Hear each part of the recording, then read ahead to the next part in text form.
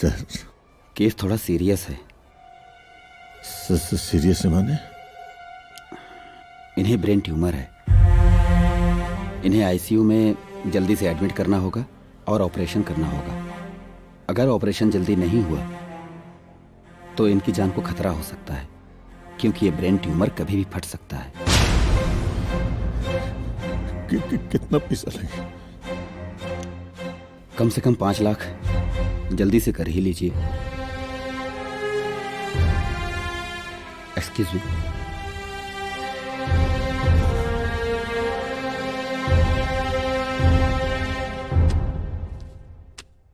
ए भैया, इतना रुपया देख के तो हमार नियत डोल गेल बा। मन करता ना अब ये एजा से लेकर रफू चक्कर हो जाए। अरे कमीना भैया के नमूना भाई, एक बात जिंदगी में कान खोल के याद रखी हा कि केहू के बारे में गलत ना सोचे के चाहिए और ना बोले के चाहिए, गलत करे के चाहिए।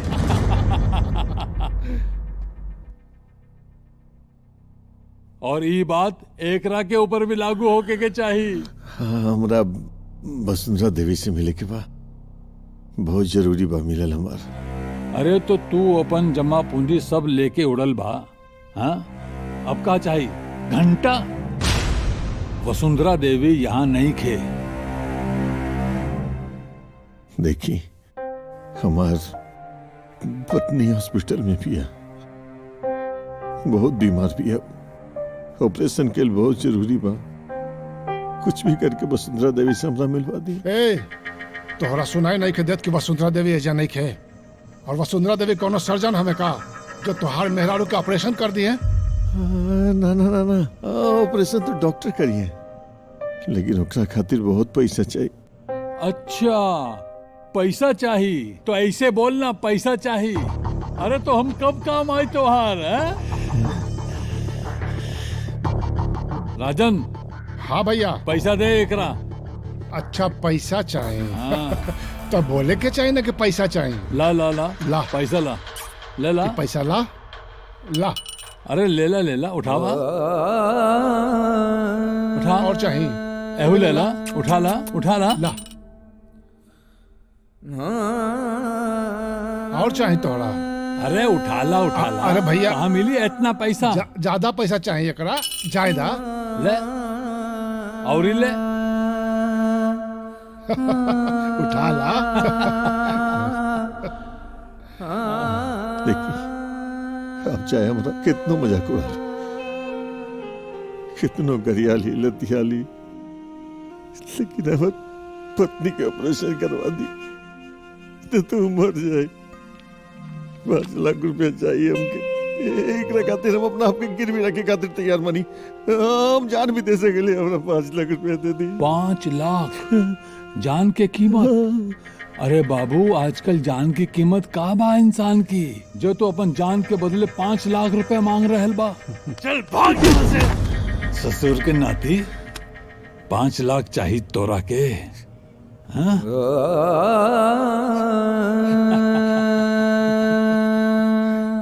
उठा ले ये पैसा और निकल।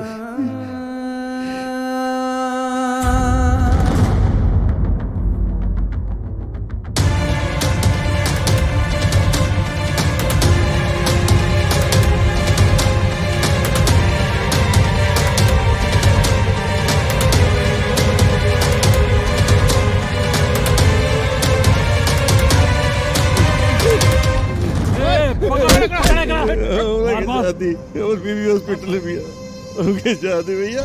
कहा रे, बड़ा चोरी करे का शौक चढ़ल बा तोहरा? हट।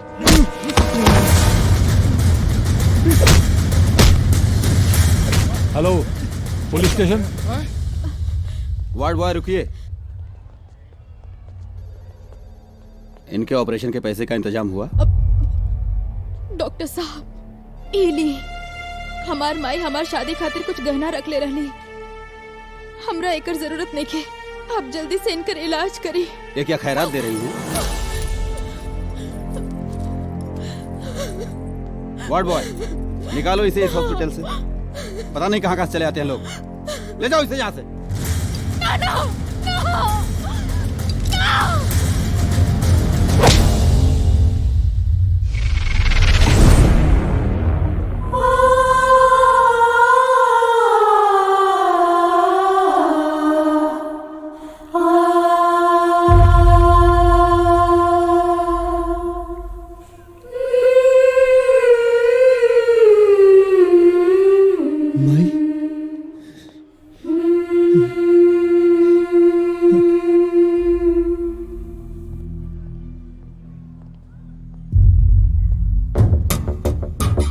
डॉक्टर को लोग भगवान मानते हैं, तो फिर ये शैतान वाली हरकत क्यों? क्या मतलब? मतलब ये कि लोग डॉक्टर को भगवान मानकर हॉस्पिटल आते हैं। डॉक्टर की डिग्री लेते वक्त क्या शपथ लेते हैं आप लोग कि किसी भी स्थिति, किसी भी परिस्थिति में वक्त बेवक्त अपनी जान पर खेलकर लोगों की जान बचाएंगे। लेकिन तुम जैसे चंद डॉक्टर्स चंद पैसों के लिए इंसानियत को बेचने का धंधा खोल रखे हैं। पैसे चाहिए? कितने पैसे चाहिए बोलिए? 5 लाख।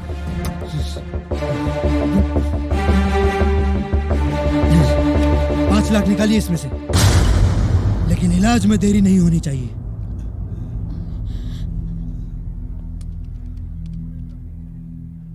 सॉरी सर, कार्ड नहीं काम कर रहा है। इस कार्ड में देखिए।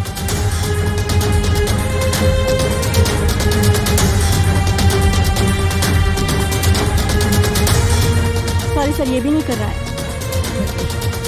इन सब में चेक करिए।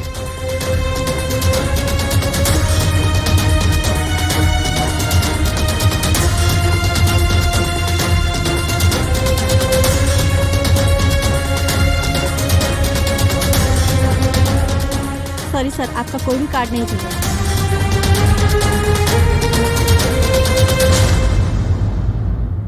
कार्ड की कीमत तब होती है जब उसमें बैलेंस होता है।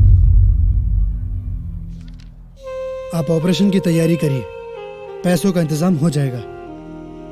ओके व्हाट बॉयज, आईसीयू में ले चलो, ऑपरेशन की तैयारी करो।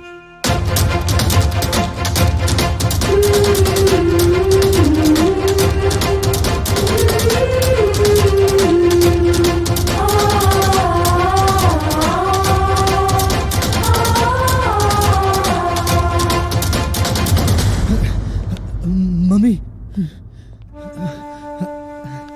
मम्मी, माई के जान खतरा में बा, हॉस्पिटल में एडमिट बाड़ी। ऑपरेशन खातिर 5 लाख की जरूरत बा। अगर वो 5 लाख के इंतजाम ना भइल तो ओकर जान चल जाई। और उ रवा जोन हमरा के डेबिट कार्ड और क्रेडिट कार्ड देले रहनी ना, वो सब बंद हो गइल बा। बंद भइल ना, बंद हम कहीं हा। का? तोहर हिम्मत कैसे भाई? तोहर हिम्मत कैसे भाई हमारा सारा कार्ड बंद करेंगे? अगर हमरा माई के कुछ भइल ना तो जिंदा ना छोड़ब, जिंदा ना छोड़ब तोहरा की। अगर टाइम पे इलाज ना भइल तो हमार माई मर जाई। मर जाएगा।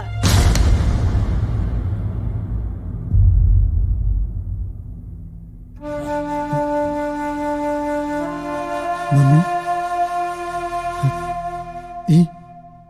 ए तू का खाता रू? एकदम सही कह रहल बानी। मर जाएगा ओकरा के। जब वो मर जाई तबे तू हमरा के अपन माई मनवा। ऐसे कैसे मर जाए दी ओकरा के? हाँ? वो हमरा के पाल पोस के इतना बढ़ गई ले बिया, वो हमार माई बिया मम्मी। और हम तोहरा के अपन कोख से पैदा कैले बानी। 9 महीना के त्याग जिंदगी भर के पालन पोषण पर ज्यादा भारी पड़ेला बेटा। मम्मी, मम्मी तू का कहता रू मम्मी? हाँ, जब तक तो हार आंख पर से ओकर ममता के पर्दा ना हटी तब तक तोहरा के हमार ममता ना दिखाई दी। इहे खातिर मर जाए दे ओकरा के।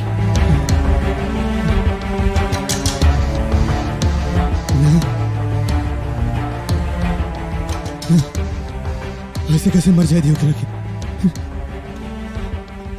हम अपन खून के एक एक कतरा बहा के ओकरा के हम बचाई। कुछ भी कर सके नहीं हम। बाकी ओकरा के मारे ना देब हम।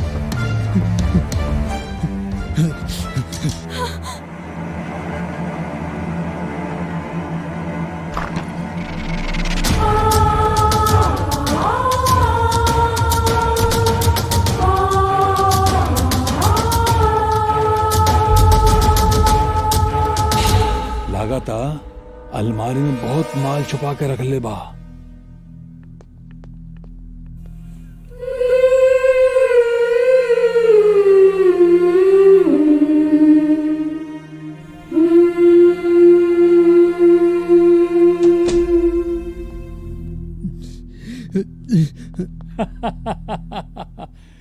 ई सड़ल फटल चप्पल जोहरी बाजार में 5 लाख के बेचल जा रहल बा।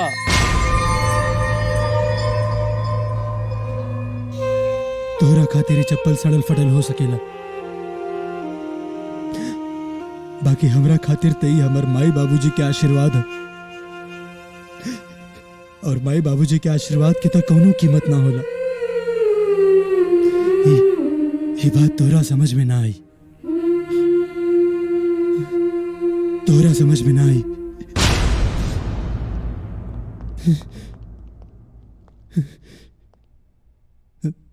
ये पैसा मना मत करिए राज, काहे की कीमत रुपया के ना होला, इंसान के होला, इंसान के जज्बात के होला।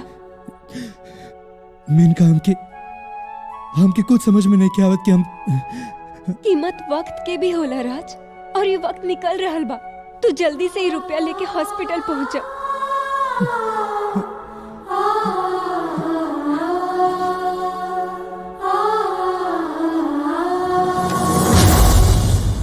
माई के बचावे के इतना शौक बाना तो अपन कमाई के पैसे से बचावा, हमार पैसे से नहीं, बुझला? अपना माई के तो हम कैसे भी बचा ले, तू अपन फिक्र करा।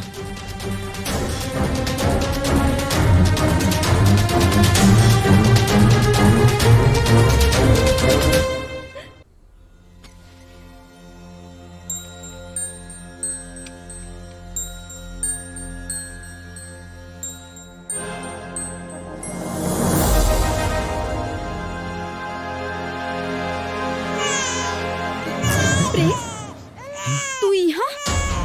अरे हमारा बच्चा कहाँ लेके जाता रहा? अरे अरे प्रेम, प्रेम बच्चा लेके कहाँ जाता तू रहा? यहाँ क्या करता रहा? प्रेम हमारा बच्चा, हमारा बच्चा, हमारा बच्चा, प्रेम, अरे तू बच्चा की कहाँ ले जाता रहा?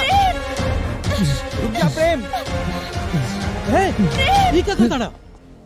तोहर कोनो हक नहीं खे केहू के औलाद के ओकरा से छीने के।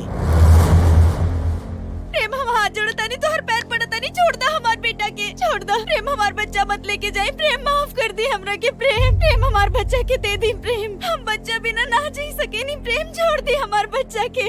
बहुत खूब।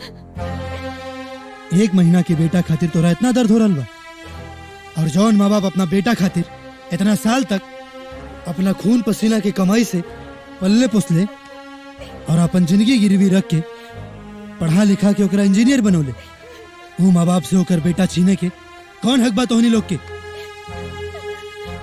और तू ऐसा निकलबा ऐसा बिल्कुल उम्मीद ना रहे। माई की हालत बहुत खराब बा, हॉस्पिटल में अपन आखिरी सांस गिने तारी।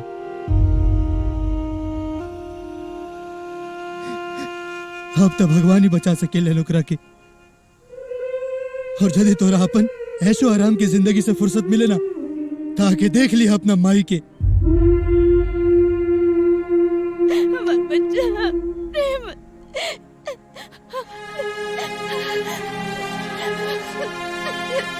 और एक बात याद रखिए, माई बाप के सेवा के फर्ज अगर बेटा की कर्ज बन के उधार रह जाए ना, तो ओकरा नरकों में जगह ना मिलेला।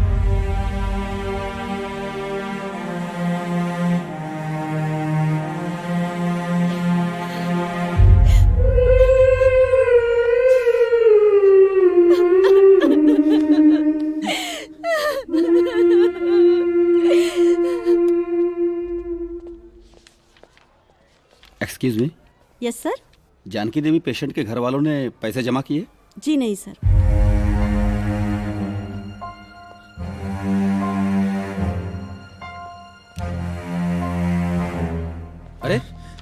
तुम पैसे का इंतजाम किए? नहीं डॉक्टर साहब, लेकिन मेरी माँ को बचा लीजिए डॉक्टर साहब। मैं आपसे विनती करता हूँ डॉक्टर साहब, मेरी माँ का ऑपरेशन कर दीजिए। मैं आपके सामने हाथ जोड़ता हूँ डॉक्टर साहब, मैं आपके पाँव पड़ता हूँ डॉक्टर साहब। मेरी माँ को अगर कुछ हो गया तो मैं भी जिंदा नहीं रह पाऊंगा डॉक्टर साहब। मैं आपका एक एक पाई चुका दूंगा डॉक्टर साहब। नर्स, यस सर। पेशेंट को डिस्चार्ज कर दो। जी। डॉक्टर साहब, मैं अपने शरीर का एक एक अंग देने को तैयार हूँ डॉक्टर साहब। प्लीज डॉक्टर साहब, डॉक्टर साहब।